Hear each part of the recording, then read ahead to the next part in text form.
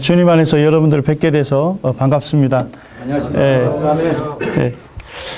하나님 말씀을 읽는 자가 또 듣는 자가 지키는 자가 복되다고 했습니다. 그래서 이 시간에 하나님 말씀을 여러분들과 교제하면서 여러분들 하나님께서 주시는 놀라운 축복인 영원한 생명을 여러분들이 얻게 되는 귀한 시간이 되기를 원합니다.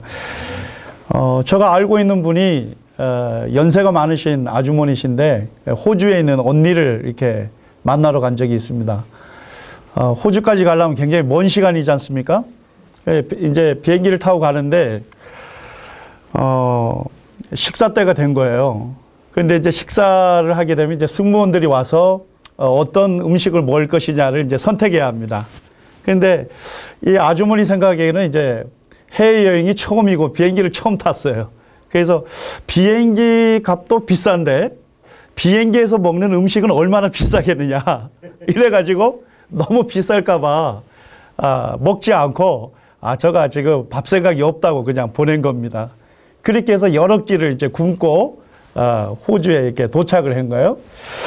그래서 이제 언니를 만나서 내가 그냥 배고파서 아주 죽을 지경이라고. 그러니까 왜 그러냐.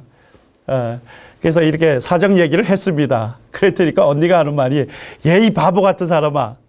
비행기 표 안에는 그까지 갈 수 있는 그 비용이 들어가 있을 뿐만 아니라 그 비행기 안에서 먹을 것과 마실 것 이런 게 모든 게 다 포함이 돼 있다. 그러니까 그제서 이제 아주머니가 그것을 깨닫고서 돌아올 때는 어떻게 했는지 아시겠죠? 굉장히 음식을 많이 먹었을 뿐만 아니라 여러 번 음료도 이렇게 신청해서 드셨다는 얘기를 들었습니다. 제가 그 얘기를 들으면서 정말 사람들이 알지 못해서 정말 듣지 못해서 참 이렇게 억울한 일을 당하면 참 불행한 일이 아니겠습니까? 그래서 오늘날 또 이 하나님 말씀을 듣지 못해서 또 알지 못해서 하나님께서 주시는 영원한 생명을 얻지 못한다 이러면 참 얼마나 불행한 일이겠습니까? 이 시간 오늘 성경 말씀이 정말 하나님의 말씀인가 하는 주제로 말씀을 교제하도록 하겠습니다. 오늘 많은 사람들은 성경 말씀이 도덕적으로는 참 훌륭한 책이라는 데 다 동의합니다. 그렇게 생각하시죠? 그런데 오늘날 이제 과학이 발달하다 보니까 사람들이 이런 오해를 하는 분들이 있습니다. 성경책이 참 도덕적으로는 훌륭하지만 하나님의 말씀이라는 것에 대해서는 참 믿기가 쉽지 않다. 이렇게 여기는 분들이 많습니다. 그런데 성경은 말씀하기를 디모데후서 3장 16절에 보면 모든 성경은 하나님의 감동으로 된 것이라고 말씀하고 있습니다. 그래서 성경에 있는 모든 기록이, 모든 말씀이 하나님께서 무엇을 어떻게 기록하도록 사람을 감동하셔서 기록하게 한 하나님의 말씀이라고 말하고 있습니다. 그래서 정말로 성경 말씀이 하나님의 말씀인지 그와 같은 믿을 수 있는 증거가 있는지를 살펴보기를 원합니다. 성경책은 한 권으로 되어 있습니다만 실제로는 66권이 모여서 한 권으로 되어 있습니다. 그래서 성경에 가장 첫 번째 나와 있는 책이 무엇인지 아십니까? 창세기입니다. 창세기는 세상을 창조한 기록이 나와 있습니다. 그런데 이 기록은 지금으로부터 한 굉장히 오래전에 기록이 된 것입니다. 그러니까 예수님이 태어나기 1500년 전에 기록이 된 말씀이에요. 지금으로부터 한 3500년 전에 아주 오래전에 기록이 된 것입니다. 그리고 성경의 마지막 권이 요한계시록입니다. 이것은 이제 예수님이 태어나신 이후에 기록이 된 것입니다. 그래서 길게 잡아도 예수님 태어난 이후 100년입니다. 그래서 성경은 아주 오래전에 기록이 됐고 어느 정도 기간에 기록이 됐습니까? 1500년이라는 아주 긴 기간 동안 기록이 됐습니다. 그래서 사람들이 아주 오래전에 기록했기 때문에 오늘날 사람들이 무슨 생각 많이 하냐면 과학적으로 굉장히 오류가 많을 것이다. 이런 막연한 오해를 하는 분들이 많습니다. 성경은 일단 과학도를 위해서 만든 과학책은 아닙니다. 성경이 과학을 이렇게 가르치는 책은 아닙니다. 그렇지만은 성경에는 하나님께서 무엇에 대해서 기록하고 있습니까? 자연세계에 대해서 많이 기록하고 있습니다. 예를 들면 성경에는 별에 대해서 기록을 하고 있어요. 뭐 삼성이라든지 묘성이라든지 이런 것들을 기록하고 있습니다. 그 다음에 성경에는 생물에 대해서 기록을 하고 있습니다. 자, 그렇다 그러면 성경이 하나님께서 계시하신 말씀이라면 이 자연세계에 대한 기록은 과학적으로 어떻게 해야 맞습니까? 정확해야만 우리가 하나님 말씀으로 받을 수 있는 것이죠. 제가 예전에 만난 분 중에 이런 말씀을 하는 분이 있습니다. 오늘날 과학시대인데 성경을 믿는 사람이 있느냐 이런 얘기를 하는 분이 있는데 제가 그분에게 이런 말씀을 해줬습니다. 자, 여기에 보면 이 그림에 있는 것이 무엇인지 알겠습니까? 예, 이게 로켓입니다. 우주선입니다.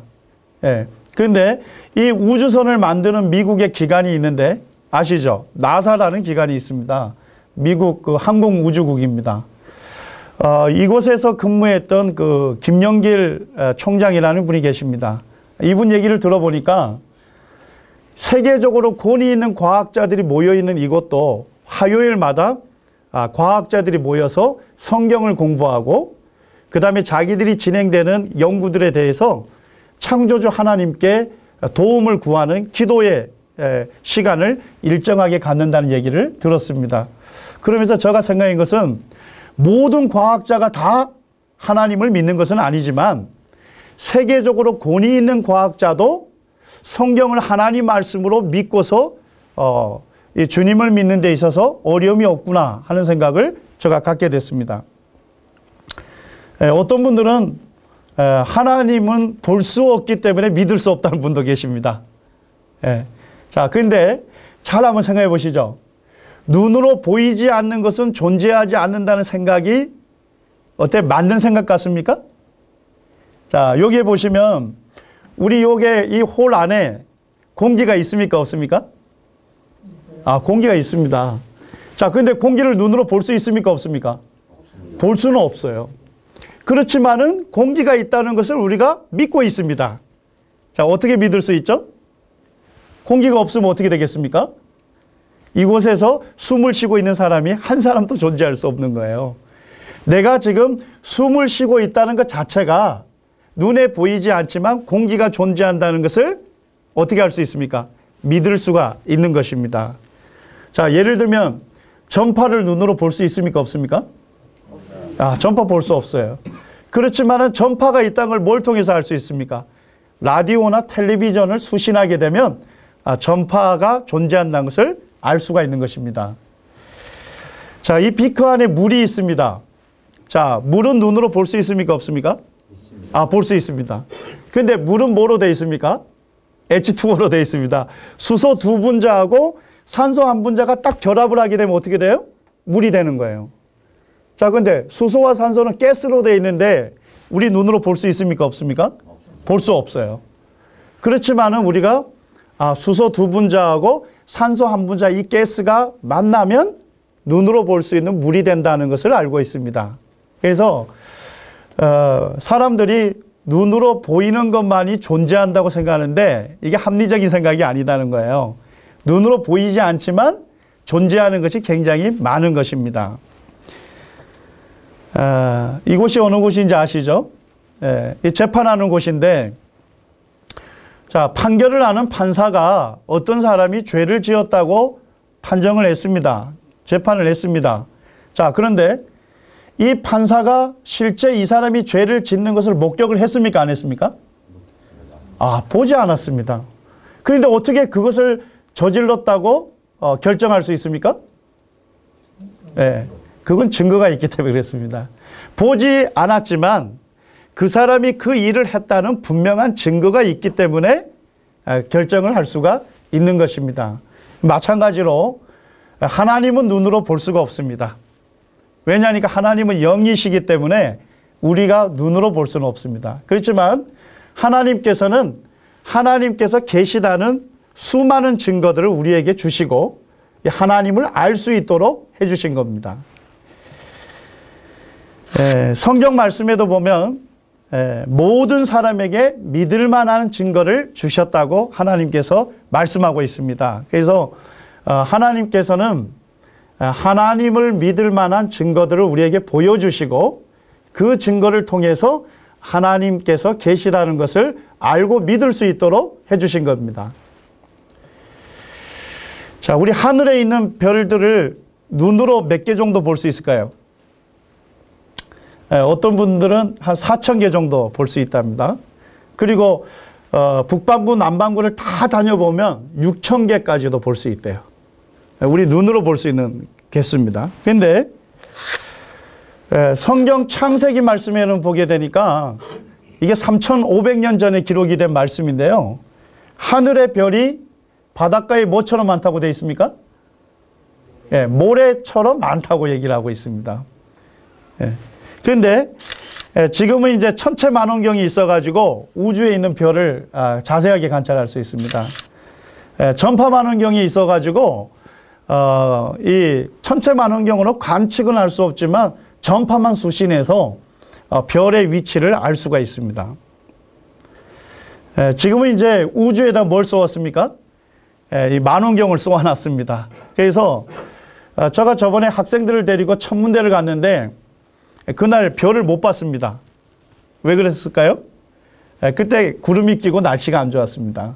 그래서 지상에서는 날씨에 따라서 별을 관측할 수 없을 때도 있는 거예요. 그렇지만은 지금은 이제 우주에다가 허블 우주 만원경을 쏘아놨기 때문에 이 지상에 있는 날씨와 상관없이 별을 볼 수가 있습니다. 이것이 바로 우리 지구를 포함한 태양계가 존재하는 은하계입니다.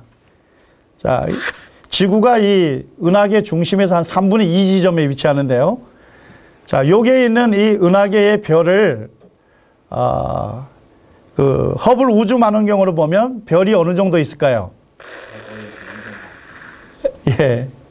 여기에 보면 이 은하계의 일부의 별들입니다. 일부의 별들인데 이게 밀가루를 뿌려놓은 것이 아닙니다. 이 밀가루를 뿌려놓은 것처럼 많은 별들이 있습니다. 지금 현재 우리 은하계에도 별이 몇 개 정도 있냐면 몇 개 정도 있다고요? 100억에서 200억 정도. 100억에서 200억 얘기하는데 지금은 더 많은 얘기를 합니다. 1,000억 개 정도가 있습니다. 1,000억 개 정도가 이게 어느 정도 숫자냐면요. 사람이 태어나서 죽을 때까지 숫자만 세도 100억을 못 셉니다. 그런데 이 한 개 은하계 안에도 1,000억 개가 있는 거예요. 그래서 성경에서는 뭐라고 얘기하냐면 예레미야 33장 22절 말씀에 보면 하늘에 있는 만상은 하늘에 있는 별들은 셀 수 없다 이렇게 돼 있어요. 사람이 죽어서 태어나서 죽을 때까지 세도 셀 수 없는 게 하늘에 있는 별들이다 이렇게 얘기합니다. 자, 여기에 있는 사진에 보면 이 점과 같은 게 뭔지 아십니까? 이게 허블 우주 만원경으로 찍은 한 개의 은하들입니다.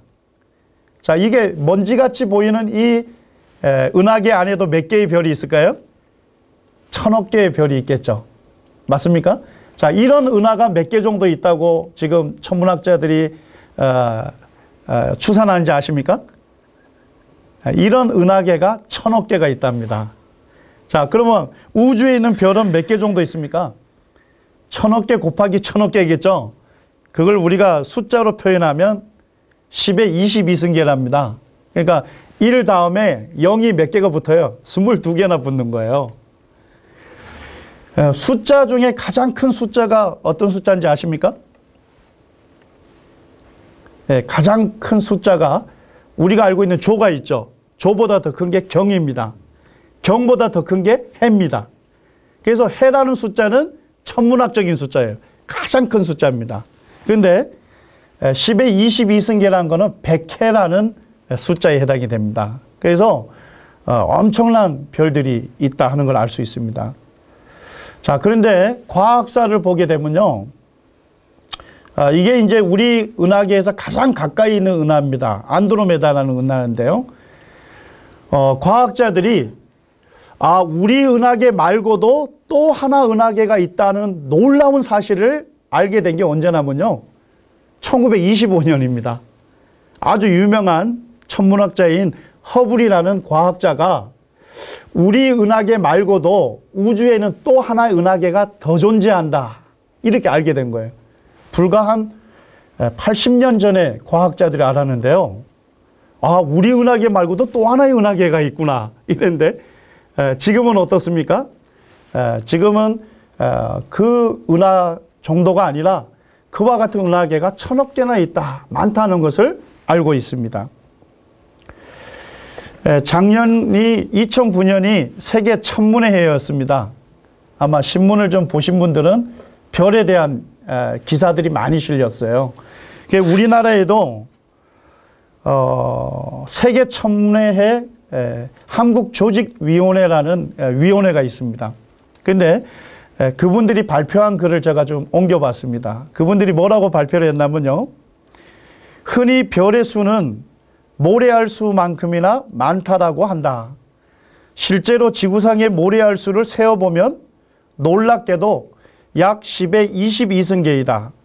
그러니 우주의 별의 수는 모래알 수만큼 많다는 비유는 어떤 비유랍니까? 제대로 된 비유다. 이렇게 얘기하고 있어요. 그래서 오늘날 과학자들이 성경에 기록된 말씀이 너무나도 정확하다 하는 것을 얘기해 주고 있습니다. 그래서 과학자들은 80년 전만 해도 우리 은하계 말고 또 하나 은하계가 있다는 걸 가지고 놀랐는데, 근데 성경은 3500년 전에 하늘에 있는 별이 뭐처럼 많답니까? 바닷가에 모래처럼 많다 하는 것을 정확하게 기록을 해놓고 있는 겁니다. 태양이 돕니까? 지구가 돕니까? 지구가 돌죠. 자, 이 코페르니쿠스라는 과학자가 지동설을 얘기했는데 그때가 중세 시대입니다. 그래서 그때는 교회가 사회 정치적으로 영향을 이렇게 미치던 시대입니다. 그런데 그때는 사람들이 무엇을 믿었냐면요. 태양이 돈다고 믿었어요. 그런데 그 이유가 뭐였냐면 성경에 이 말씀이 기록이 되어 있습니다. 시편 19편 6절에 보면 해는 하늘 이 끝에서 나와서 하늘 저 끝까지 어떻게 한답니까? 운행한다 이렇게 되어 있습니다. 이게 궤도를 따라 회전을 하고 있다 이렇게 나와 있는 거예요. 그런데 과학자가 잘 보니까 어때요? 태양은 돌지 않고 태양은 고정되어 있는 거예요. 근데 누가 대신 돕니까? 지구가 대신 돌고 있는 거예요. 그래서 과학자들이 보니까 이거 성경 말씀에 이게 잘못된 과학 정보가 들어가 있다. 어떻게 지구는 이렇게 돌고 있지만 태양은 돌지 않는데 어떻게 성경에 태양이 돈다고 기록을 해놨는가? 이렇게 의문을 가졌습니다. 그래서 어떤 과학자들은 이것 때문에 하나님을 믿지 못하겠다고 해서 교회를 떠난 사람이 있다 그래요. 그런데 불과 과학자들이 15년 전에 알게 된 사실이 있습니다. 자, 여기에 보면 지금 우리 은하계가 위치합니다. 이 은하계가 위치하는데요. 이 은하계 중심으로부터 3분의 2 지점에 태양하고 지구가 존재합니다. 자, 그럼 지구는 누구를 중심으로 돌죠? 태양을 중심으로 돌죠. 맞습니까? 자, 그런데요. 태양은 고정되어 있는 게 아닙니다. 태양은 은하계의 중심으로 이 은하계의 중심을 향해서 시속 100만 킬로미터로 시계 반대 방향으로 회전을 합니다. 네. 그래서 가만히 보니까 지구도 돌고 누구도 도는 겁니까? 태양도 무서운 속도로 돌고 있다 하는 것을 과학자들이 알게 된 것입니다. 그래서 제가 보니까 성경은 아주 오래전에 태양이 궤도를 따라 회전을 한다고 했는데 과학자들은 최근에 와서야 이 태양이 고정되어 있는 것이 아니고 궤도를 따라 회전한다는 사실을 알게 된 것입니다. 그래서 제가 그 말씀을 보면서 성경과 과학의 관계가 있습니다. 과학이 발달하지 않던 시대에는 성경에 오류가 있을 수 있다 하는 생각을 많이 가졌어요. 그런데 과학이 발달하면 발달할수록 성경이 하나님 말씀이다 하는 것을 어떻게 해줍니까? 그것을 증명해 주고 있다는 사실을 알게 된 것입니다. 어떻게 하나님께서 이렇게 성경에 정확하게 이 말씀을 기록하고 있을까요? 어떻게 하늘의 별과 태양이 궤도를 따라 회전하고 있다는 것을 정확하게 말씀하고 있을까요? 무엇이 가능하죠? 성경 처음 열면 이 말씀이 나옵니다. 자, 창세기 1장 1절 우리 같이 한번 읽어보겠습니다. 함께 읽겠습니다. 시작. 태초에 하나님이 천지를 창조하시니라. 예, 하나님께서 태초에 천지를 창조하셨습니다. 이 우주와 지구를 누가 창조했습니까? 하나님께서 창조하셨기 때문에 우주와 지구에 대해서 가장 정확히 말씀할 분은 누구밖에 없습니까? 하나님밖에 없다 하는 것을 알 수가 있는 겁니다. 무엇이 지구를 떠받치고 있는지 아십니까? 옛날 고대 사람들은 어떻게 생각했냐면요. 이 쟁반이 거꾸로 이렇게 있는 것처럼 생각했어요. 그래서 먼 바다에 가면 뭐가 있다고 생각했습니까? 이 낭떠러지가 있다고 생각했어요. 그래서 세계에 이렇게 탐험하는 것이 제한되어 있었어요. 그런데 인도 사람들은 지구가 어디 위에 있답니까? 코끼리 위에 얹혀 있다 이렇게 생각했습니다. 지구가 굉장히 무거우니까 그래도 동물 중에 가장 힘센 코끼리가 떠받쳐야 하지 않느냐 이런 생각을 가졌습니다. 자, 이 그리스 로마 사람들은 지구를 누가 떠받치고 있답니까? 여기 보면 아틀라스라는 신이 다른 신들을 반역했기 때문에 그 반역한 죗값으로 이 지구를 떠받치고 있다 이렇게 믿었습니다. 자, 일본 사람들은 지구를 누가 떠받치고 있답니까? 물고기가 떠받치고 있다 이렇게 믿었습니다. 자, 그런데 성경은 뭐라고 말씀하실까요? 우리 욥기 26장 7절을 같이 한번 읽어보겠습니다. 그는 북편 하늘을 허공에 펴시며 땅을 공간에 다시며 그는 하나님이십니다. 하나님은 북편 하늘을 어디에 폈습니까? 허공, 빈 공간에 펴셨다 이렇게 되어 있습니다. 땅을 어디에 다셨다고 되어 있습니까? 공간에 다셨다 이렇게 되어 있어요. 그래서 지구가 어디에 위치하는지에 대해서 성경은 정확하게 얘기합니다. 어디에 위치합니까? 공간에 위치한다는 거예요. 네. 자, 여기에 보면 공간에 만약에 이 컵이 있는데요. 손을 놓게 되면 어떻게 될까요? 떨어지겠죠. 맞습니까? 자, 그런데 어떻게 지구가 공간에 있을 수 있을까요? 무엇 때문에 가능하죠? 지구는 공간에 위치하지만 떨어지지 않고 어떻게 합니까? 자전도 하고요. 태양을 따라 뭐도 합니까? 공전도 합니다. 어떤 힘 때문에 가능하죠? 그것은 바로 만류 인력 때문에 가능한 것입니다. 만유, 세상에 존재하는 모든 것들은 인력이 있습니다. 잡아당기는 힘이 있습니다. 그래서 여기에 보면 지구는 태양과 달이 서로 잡아당기는 힘에 의해서 공간에 위치하지만 떨어지지 않고 자전도하고 그 다음에 태양을 중심으로 정확한 궤도를 따라 공전할 수 있는 것입니다. 그래서 성경은 정확하게 지구가 공간에 위치하고 있다 이렇게 기록을 하고 있는 것입니다. 욥기 26장 7절에서는 또 하나님이 북편 하늘을 어디에 펴셨다고요? 허공에 펴셨다고 얘기하죠. 그래서 미국에 있는 과학자들이 1981년에 무엇을 알게 됐냐면요. 세 개의 천문대에서 동시에 관측을 했는데 여기 보니까 북두칠성 뒤 지름이 3억 광년이 별도 별로 없이 텅 빈 상태라는 것을 관측하게 됐습니다. 그래서 북두칠성은 어느 하늘에 있습니까? 북편 하늘에 있죠. 그죠? 거기에 빈 공간이 있는데 어느 정도 크게 빈 공간이 나면요. 자, 한 개 은하계 안에 별이 몇 개 들어간다 했습니까? 1000억 개 들어간다 했죠. 이런 1000억 개 들어가는 별이, 은하계가 2000개가 들어갈 수 있는 공간이 텅 비어 있다는 것입니다. 이것을 한 20, 30년 전에 과학자들이 알게 된 것입니다. 그런데 성경은 언제 기록하고 있습니까? 3500년 전에 정확하게 기록을 하고 있는 것입니다. 우리 욥기서 38장 31절을 좀 같이 한번 읽어보겠습니다. 자, 같이 읽겠습니다. 시작. 내가 묘성을 메어 떨기되게 하겠느냐? 삼성의 띠를 풀겠느냐? 이 말씀은 하나님께서 욥에게 질문하신 말씀입니다.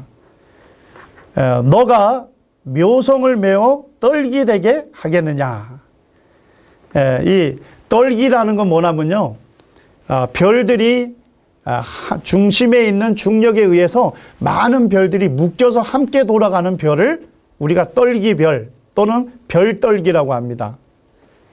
자, 하나님이 욥에게 질문한 건 뭐냐면요, 묘성을 얘기하는데요, 우리가 묘성이라고 하기도 하고 또는 플레아데스 성단이라고 하기도 합니다. 자, 하늘에 보시면 여기에 별이 보입니까?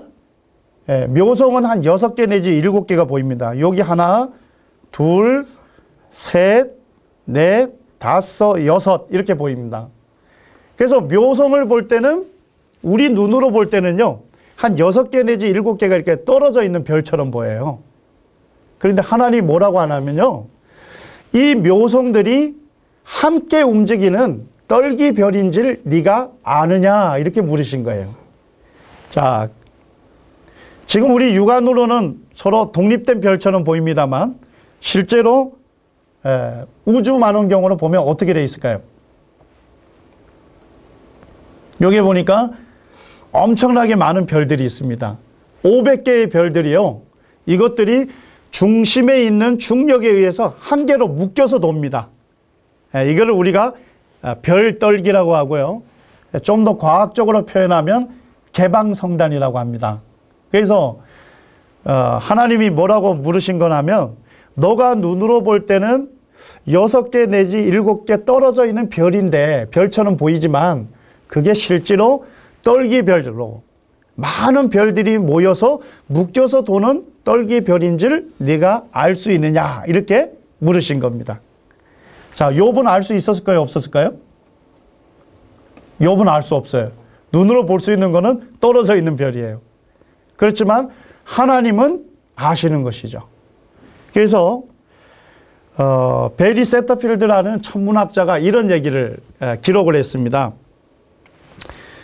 우리는 하나님의 말씀이 실제 관측으로도 진실임을 발견합니다. 우리에게는 불가능하지만 창조주에게는 아무것도 아닌 어떤 일들에 대해 욥이 가졌던 한없는 경외감과 깊은 겸손을 공유하게 됩니다. 이 말씀은 뭐냐면요, 천문학자가 이와 같은 만원경이 발견되기 전에는 몰랐던 사실인데 성경에는 이미 기록이 되어 있는 거예요. 그 다음에 만원경을 통해서 보니까 성경 말씀이 너무나도 정확하게 기록이 되어 있는 겁니다. 그래서 이 하나님 말씀의 정확성을 보면서 자기가 놀라게 되고, 이 창조주 하나님 앞에서 자기가 겸손해질 수밖에 없다는 사실을 인정하고 있는 것입니다. 또 이 말씀에 보니까 삼성의 띠를 풀겠느냐 이런 말씀을 했습니다. 삼성은 오리온 자리에 있는, 여기에 보면 오리온 자리에 그 허리띠에 있는 3개의 별을 얘기합니다. 요걸 이제 삼성이라고 하는데요, 하나님이 삼성의 띠를 풀겠느냐 이렇게 물으신 거예요. 자, 우리가 볼 때는 이 3개의 별이 가까이 있습니까? 멀리 있습니까? 가까이 있죠. 그런데 하나님이 뭘 하시냐면 그것이 풀려 있는지를 너가 아느냐 이렇게 물은 거예요.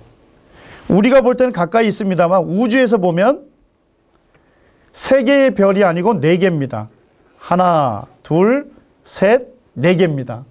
근데 이 4개의 별이 완전히 풀려 있어요. 그래서 먼 것은 얼마나 머냐면 1600광년이나 떨어져 있습니다. 그래서 지구상에서 사람이 눈으로 보면 가까이 있는 것처럼 보이지만 우주에서 보게 되면 완전히 풀려 있는 거예요. 그리고 이제 더 놀라운 사실은 뭐냐면 천문학자들이 이 삼성을 봤더니까요. 시간이 지남에 따라 어떻게 되는지 아십니까? 점점 더 풀려가고 있다는 거예요. 계속.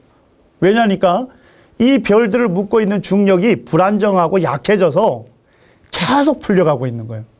그러면서 천문학자들이 놀라는 것입니다. 어떻게 저렇게 성경 말씀에 정확하게 기록할 수 있는가? 자, 어떻게 이렇게 하나님께서 성경에 정확하게 기록할 수 있을까요? 자, 아모스 5장 8절에 보니까 성경의 묘성과 삼성에 대해서 정확하게 기록할 수 있었던 것은 어디에 있습니까?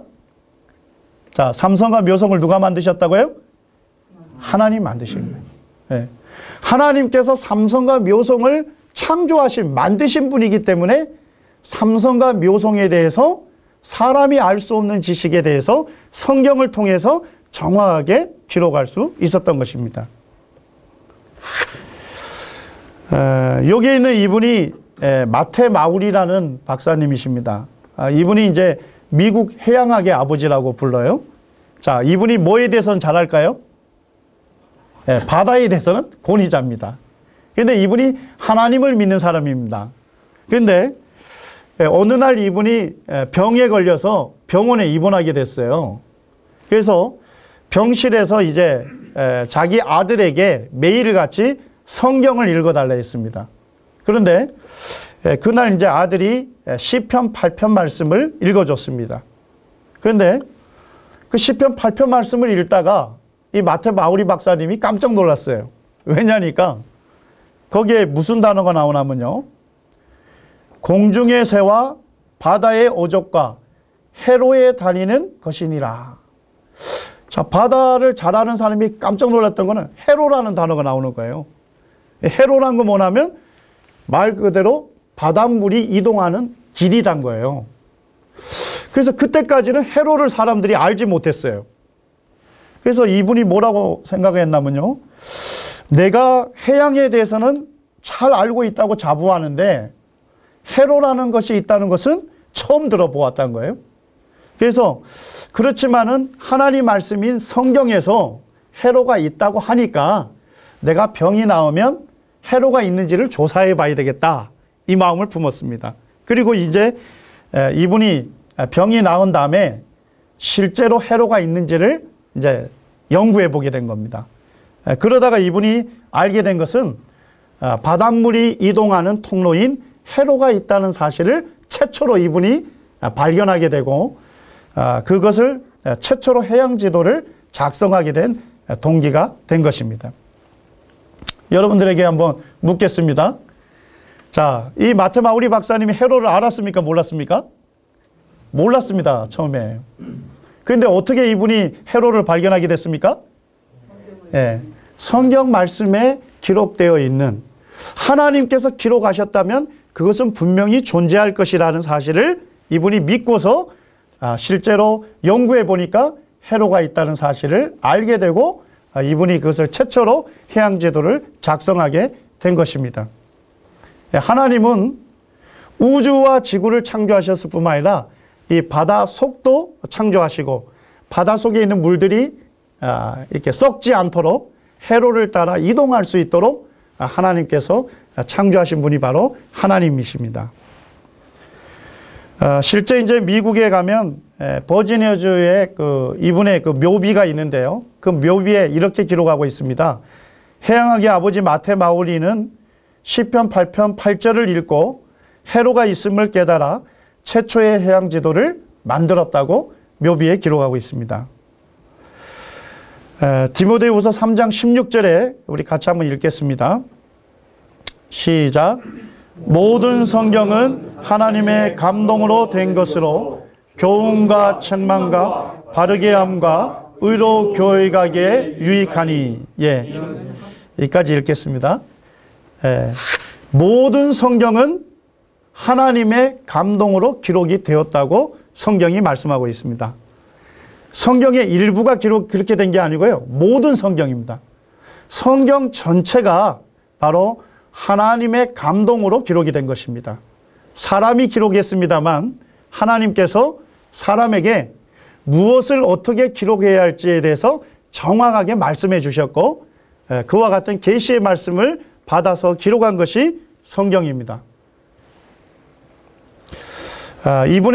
이분의 이야기를 좀 하면서 말씀 시간을 줄이도록 하겠습니다. 이 헨리 셰퍼라는 이 화학 분야에 있어서는 아주 권위 있는 과학자입니다. 이분이 이제 노벨상 후보로도 올랐던 그런 저명한 과학자인데요. 이분이 이제 대학 교수가 돼서 성경 공부를 하다가 예수님을 만나고 구원받은 사람입니다. 근데 자기가 예수님을 믿고 난 다음에 다른 동료 과학자들이 자기에게 질문한 게 있어요. 뭐라고 얘기했냐면, 어떻게 과학자가 성경을 믿을 수 있느냐, 이런 질문을 많이 했답니다. 그래서 이분이 고민이 된 거예요. 정말로 과학자는 성경을 믿을 수 없는가? 정말로 과학자는 하나님을 믿을 수 없는가? 이런 갈등을 하다가 이분이 어떤 것을 조사하기로 결심을 했습니다. 정말 과학자들 중에 하나님을 믿는 사람이 없는가 하고 이제 이분이 조사를 했는데, 조사를 하자마자 뭘 깨달았냐면요, 현대 물리학의 선구자, 그러니까 아주 놀라운 과학 법칙을 발견하고 만든 그와 같은 대부분의 과학자가 모두 누굽니까? 모두 다 그리스도인입니다. 네. 그래서 우리 지금 현재 책에 나와 있는 대부분의 물리책에 나와 있는 법칙을 만든 사람들이 다 하나님 믿는 사람이에요. 그래서 이분이 이것을 알고서 이제 자긍심을 갖게 됐고, 자기가 예수님을 믿을 뿐만 아니라 과학자도 성경이 하나님 말씀인 것을 믿고 수 있다 하는 것을 이분이 다른 사람들에게 전하는 그런 일을 하게 된 것입니다. 여기에 보게 되면 수많은 과학자들이 이 하나님께서 천지 만물을 창조하신 창조주 하나님이시라는 책들을 쓰고 있습니다. 다양한 분야의 사람들이 이렇게 쓰고 있습니다. 제가 이것을 조사하면서 정말 수많은 과학자들이 성경을 하나님 말씀으로 믿고서 하나님을 섬기고 있다는 사실을 알게 된 것입니다. 왜 사람이 하나님 말씀을 믿어야 할까요? 성경 에베소서 1장 13절에서는 분명히 말씀하고 있습니다. 성경 말씀이 무슨 말씀이랍니까? 진리의 말씀인 것입니다. 성경 말씀은 진리입니다. 성경 말씀은 사실인 것입니다. 그래서 이 진리의 말씀을 믿음으로 우리가 구원함을 얻을 수 있는 것입니다. 데살로니가후서 2장에는 하나님께서 이렇게 말씀하고 있습니다. 진리를 믿지 않고 불의를 좋아하는 모든 자로 심판을 받게 하려 하심이라. 그래서 사람들이 진리를 믿지 아니함으로 심판을 받게 된다고 말씀하고 있습니다. 또한 13절에서는 진리를 믿음으로 구원을 얻게 하셨다고 말씀하고 있습니다. 그래서 여러분들이 이 진리의 말씀을 통해서 하나님을 아시고 믿게 되기를 원합니다.